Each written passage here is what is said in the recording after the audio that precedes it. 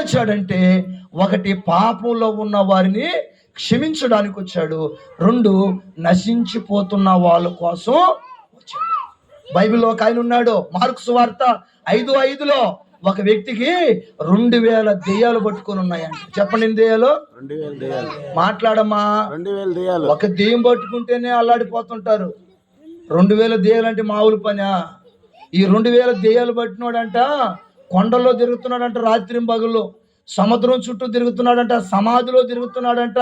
తల్లిదండ్రులు ఎంత ప్రయత్నించినా తల్లిదండ్రులు లోబడట్లా, సంఖ్యలతో బంధించినా ఒక దెబ్బకు తెంపుకొని వెళ్ళిపోతున్నాడు. కారణం ఏంటంటే 2000 దెయ్యాలు చేత యవనస్తుడు నశించిపోతున్నాడు.